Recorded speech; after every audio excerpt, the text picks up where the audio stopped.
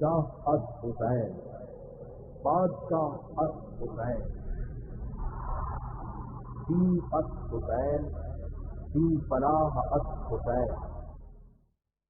السلام علیکم ناظرین کرام، پاکستان ٹیلی ویژن ملتان سینٹر سے شکیب احمد حاضر خدمت ہے۔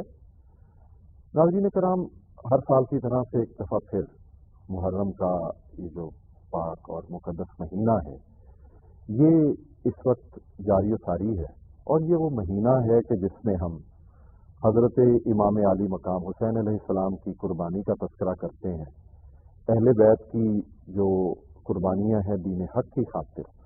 ان کی یاد مناتے ہیں، اور اپنے دل میں ان کی محبت کی شمع جو ہمہ وقت جلتی رہتی ہے اس کو مزید روشنی عطا کرنے کی کوشش کرتے ہیں ان عظیم ہستیوں کے تذکرے سے،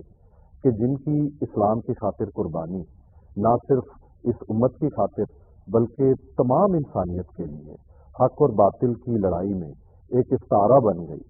کہ جب بھی حق کی بات ہوگی، جب بھی ظلم کے خلاف بات ہوگی، اور جب بھی یہ بات ہوگی کہ کیسے مٹھی بھر افراد کے ساتھ حق کی خاطر ایک غیر متزلزل اور ایک ایسی جد و جہد کہ جس کی وجہ سے حق اور باطل کو کبھی کوئی ملا نہ سکے، تو یہ تذکرہ حسین کے بغیر کبھی مکمل نہیں ہوتی۔ احمد ندیم قاسمی صاحب کے کچھ خوبصورت اشعار مجھے ملے تو میں نے کہا آپ سے شیئر کر لیے جائیں، کہ مجھے ہمیشہ یہ محسوس ہوتا ہے کہ جب ہم تذکرہ حسین کرتے ہیں تو دنیا کی ہر لغت میں ایک مشکل پیش آتی ہے کہ کون سے ایسے الفاظ ہوں کہ جو شان حسین کو بیان کر سکے۔ احمد ندیم قاسمی صاحب نے کیا خوبصورت کہا تھا کہ سبھی عکس تیری شبیہ کے میرے دل میں ہیں، میرے پاس ہیں، تیرا صدق تیرا وجود ہے، تیرے زخم تیرا لباس ہے، وہ ہے لفظ کتنے گراں بہا جو نبھا سکیں تیرا تذکرہ، میرے آنسوؤں کو قبول کر یہی میرے حرف سپاس ہیں، یہ خیال ہے نہ قیاس ہے، تیرا غم ہی میری اساس ہے، جنہیں لو لگی ہو حسین کی وہی میرے درد شناس ہیں،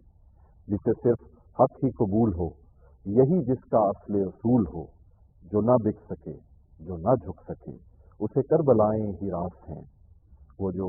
نور چشم بطول تھا، جو گلے ریاض رسول تھا، اسی ایک شخص کے قتل سے میری کتنی صدیاں اداس ہیں۔ اس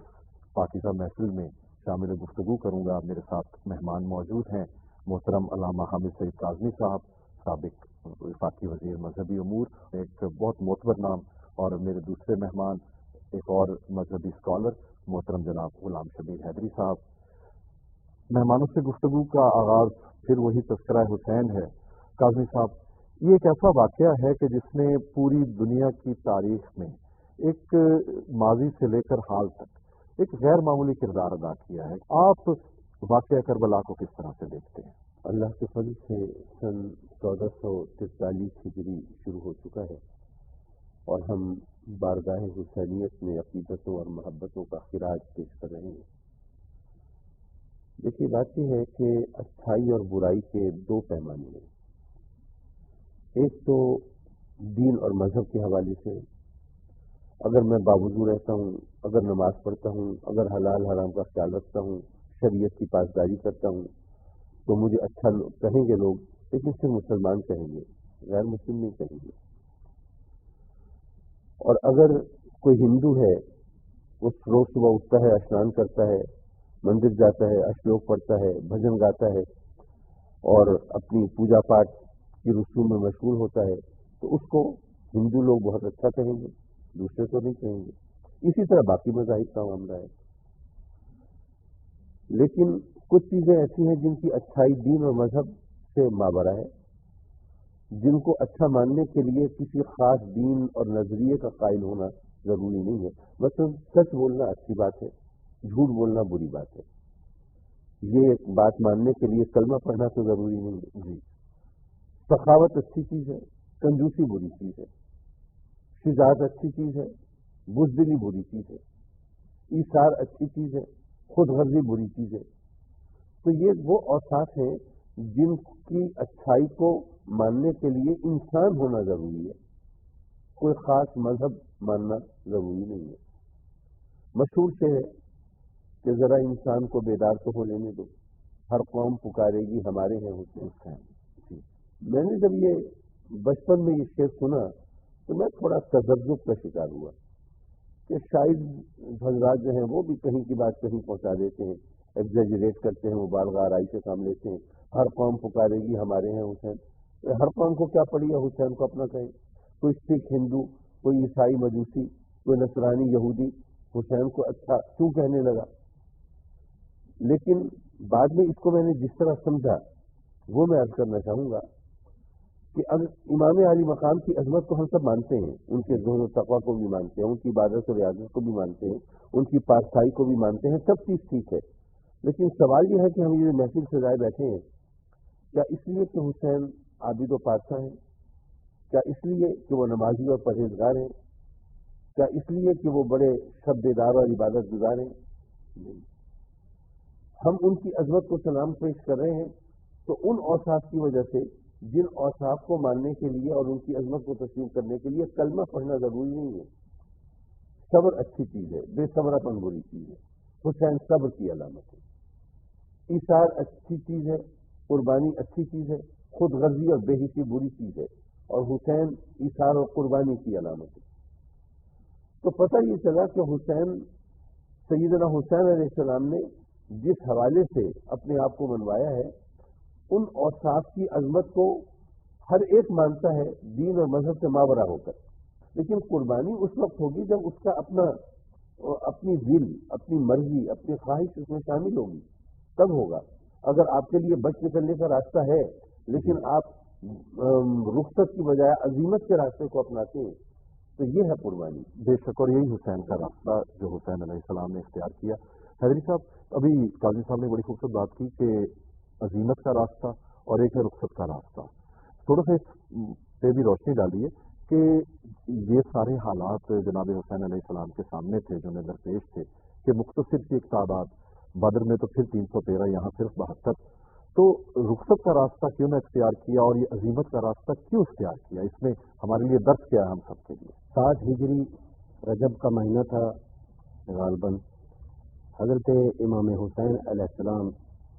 چونکہ اس وقت پاک رسول حضرت محمد مصطفیٰ صلی اللہ علیہ وآلہ وسلم کی اولاد میں سے سب سے بزرگ ہستی مدینہ میں موجود تھے اور وقت کے امام بھی تھے، ان پہ بہت بڑی ذمہ داری عائد ہو گئی چونکہ نواز رسول بھی تھے اور امام وقت بھی تھے. حالانکہ صحابہ کرام اور بھی بہت سارے موجود تھے لیکن سب سے زیادہ ذمہ داری امام حسین علیہ السلام پر آئی کہ آپ کے سامنے دو راستے تھے. ایک تھا ظلم اور باطل کا راستہ، ایک تھا دین کا، عدل و انصاف کا راستہ. تو آپ نے دیکھا کہ اگر میں اپنی جان بچاتا ہوں تو ظالم کی ہاں میں ہاں ملانا ہوگی، اور اگر میں دین بچاتا ہوں تو پھر جان چلی جائے گی. تو آپ نے دین کو بچانے والا راستہ اختیار کیا. لیکن دین کو بچانے سے پہلے آپ نے ایک پالیسی بیان دیا تھا مدینہ سے نکلتے ہوئے. وہ یہ تھا کہ لوگوں دیکھو، میں کسی شر و فساد کے لیے نہیں نکل رہا، میں جاہ و جلال کے لیے نہیں نکل رہا، میں حصول اقتدار کے لیے مدینہ کو نہیں چھوڑ رہا، میں ظلم و ستم کے لیے نہیں جا رہا. میں فقط جا رہا ہوں تو اپنے نانا محمد مصطفیٰ صلی اللہ علیہ وآلہ وسلم کے دین کی حفاظت کے لیے، دین کی بقا کے لیے مدینہ چھوڑ رہا ہوں. اور اپنے والد بزرگوار حضرت علی مرتضیٰ کے جو ماننے والے تھے ان کے جو حقوق ہیں ان کے حصول کے لیے میں نکل رہا ہوں. تو امام علیہ السلام کا یہ جو پالیسی بیان ہے، اور اس کے بعد آپ نے مدینہ کربلا میں آخر عاشور کے وقت جبکہ ہزاروں کی تعداد میں تلواریں اور تیر آپ کے سامنے تھے ان کا استقبال کرنے کے لیے، تو وہاں فرماتے ہیں یزیدی فوجوں کو خطبہ دیتے ہوئے کہ ان کانا دین و محمد لم یستقم یا سیوف و خزینی، کہ اے تیروں اور تلواروں، اگر میرے نانا کا دین میرے قاتل کے بغیر نہیں بچ سکتا تو آؤ، حسین کا جسم حاضر ہے، حسین کا جسم تمہارے استقبال کے لیے کھڑا ہے، تو گویا امام علیہ السلام کو جو اب ہم حسین صاحب کا کہتے ہیں، تو جیسے محترم کاظمی صاحب بھی فرما رہے تھے کہ میں بھی حسین صاحب کے الفاظ بچپن سے سن رہا تھا، اور میں سوچتا تھا کہ حسین تو صرف شیعوں کا ہے، سب کا کیوں کہتے ہیں؟ پھر بعد میں کچھ شعور آیا تو میں نے کہا حسین سارے مسلمانوں کا ہو سکتا ہے۔ پھر بعد میں اب سمجھ آئی کہ نہیں، حسین انسانوں کا امام ہے، انسانیت کا امام ہے، فقط مسلمانوں کا امام نہیں ہے، کیونکہ حسین نے فقط دین کو بچا کر نماز روزہ ہماری عبادات کو نہیں بچایا، ہمارے فقط معاملات کو نہیں بچایا۔ حسین نے شجاعت کے جوہر جو دکھائے، ثابت قدمی اور صبر و تحمل کے ساتھ جو مقابلہ کیا، اس میں امام حسین علیہ السلام نے غیرت کو بچایا ہے، عزتوں کو بچایا ہے، جو عزتیں پامال ہو رہی تھیں، وہ رشتے جو بہن بھائی کے پامال ہو گئے تھے، وہ رشتے جو محرمات تھے اور ان کو حلال کیا جا رہا تھا، حلال و محمد حرام کیا جا رہا تھا اور حرام محمد کو حلال کیا جا رہا تھا، اس کو بچانے کے لیے جب میدان میں آئے تو پھر تمام اقوام نے، تمام انسانوں نے، چاہے ان میں یہودی تھے، عیسائی تھے، سکھ تھے، ہندو تھے، سب نے تسلیم کیا کہ حسین نے ہماری عزتوں کو بھی بچایا ہے، حسین نے شجاعت کے ذریعے ہماری شجاعت کو بچایا ہے، اس لیے امام سب کے امام ہیں اور حسین سب کے حسین ہیں۔ قاضی صاحب یہ بتائیے گا کہ جب ہم یہ ذکر کرتے ہیں واقعہ کربلا کا، ایک سوال ہے کہ اگر یہ واقعہ یوں نہ ہوتا اور سب کچھ ویسے ہی چلتا رہتا تو آپ کیا سمجھتے ہیں کہ دنیا کی تاریخ کس رخ پہ چلی جاتی؟ حق و باطل کے حوالے سے کیا لوگوں کو یہ سمت میسر آتی کہ جو شہادت حسین علیہ السلام کے بعد آئی؟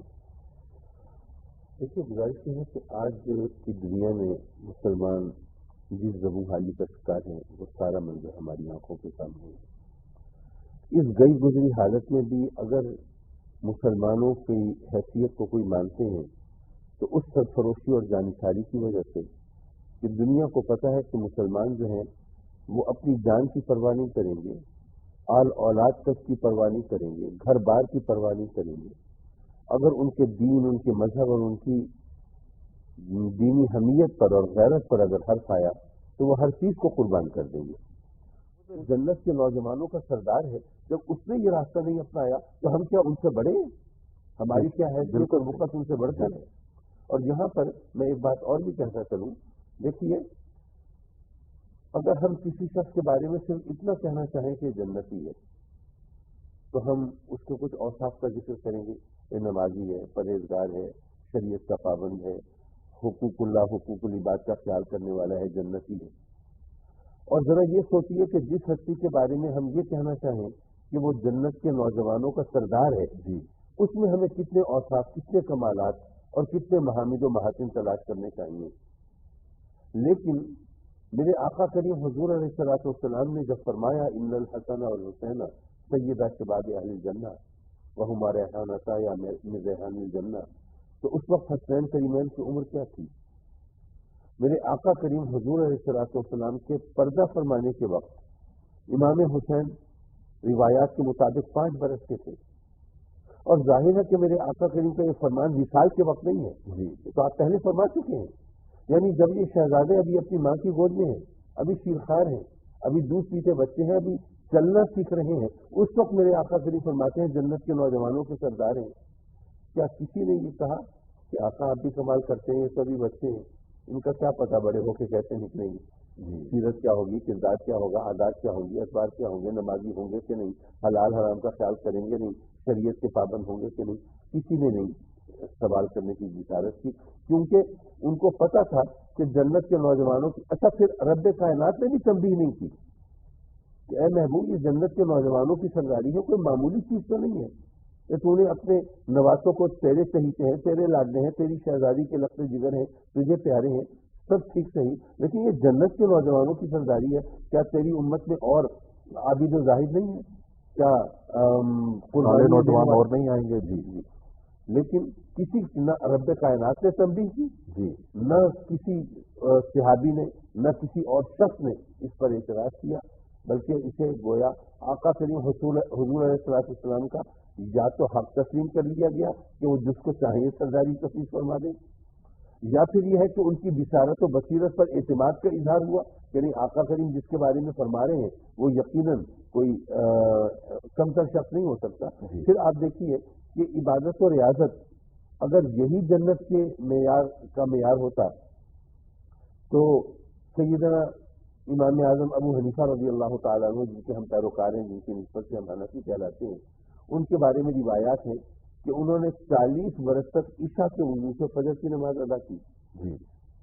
ایسی ہستیاں اور کچھ بہت سی ایسی شخصیات ہوں گی جن کے زہد و تقویٰ کے حوالے سے بہت مختلف باتیں اور روایتیں سامنے آتی ہیں، لیکن کبھی کسی نے یہ نہیں کہا کہ یہ تو ان کو حق ملنا چاہیے تھا فلاں تھا۔ نہیں، حسنین کریمین کے جنت کے نوجوانوں کے سردار ہونے کے حوالے سے چاہے کوئی یزید کے بارے میں کوئی کلمہ خیر کہنے والا بھی کیوں نہ ہو، لیکن حسنین کریمین کی یہ اس سرداری پر حرف گیری کرنے کی کسی کو ضرورت نہیں ہوئی، آج نہیں ہوئی، وہ اس لیے کہ وہ میرے آقا کریم کا بہت واضح فرمان ہے اور اس کے